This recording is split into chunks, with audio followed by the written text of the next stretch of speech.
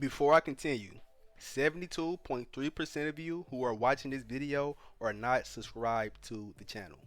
So if you enjoy watching Rainbow Six Siege content, you should consider subscribing to the channel because it really helps out a lot. Firstly, I would recommend mastering your sensitivity. Sensitivity is personal preference and there is no such thing as a perfect sensitivity. Using a good player's sensitivity isn't going to automatically make you a better player. However, if you're a PC player, I would recommend staying in the ranges of 10 through 20 for both horizontal and vertical. And if you're a console player, I recommend a range of 20 through 30 vertical and 60 through 80 horizontal, while making slight adjustments if necessary. Your sensitivity should allow you to flick on opponents if necessary, but not so fast or so slow that it messes up your aim in gunfights. Lastly, when changing ADS sensitivity, you should use the Advanced tab, as this allows you to change your sensitivity individually for different magnified scopes. Having good crosshair placement is one of the most advantageous things to have in Siege.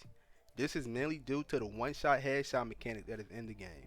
Crosshair placement could be the dividing factor in most gunfights.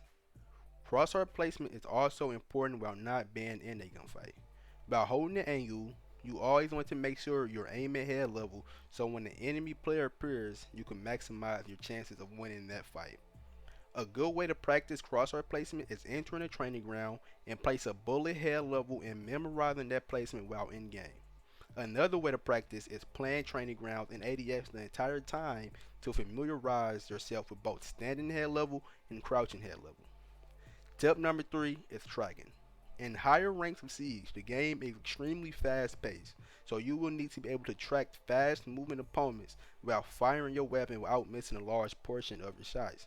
Enter a training ground or custom match, place a bullet head level and strafe left to right while keeping the crosshair of your weapon on the bullet. You will most likely find this task difficult at first, but over time and with more practice, you will start to notice your tracking improvement.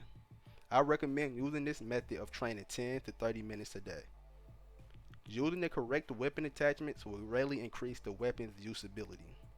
Using the correct weapon attachments will make the gun perform better and make it easier to use. Keep in mind that every gun is different and have unique recoil patterns, so recycling the exact same attachment setup for every weapon would not be ideal. For tighter recoil and more passive players, I recommend vertical grip. For more aggressive players, I recommend ankle grip, as this will increase your ADS speed at the cost of your recoil control. Which brings us to our last tip, recoil control.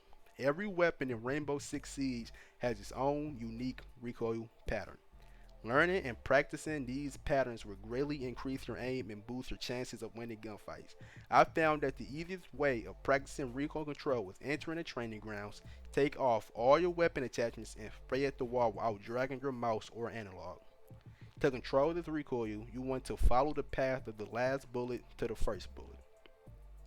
Once you put your attachments back on, it will make it seem like the weapon no longer has any recoil. Use this method at least once or twice for around 20 minutes a session and you should see results within no time. Hopefully you guys enjoyed this video. If you found this video useful, please leave a like and comment down below. It will be greatly appreciated. If you aren't already subscribed to the channel, please make sure to do so, and I will see you in my next video.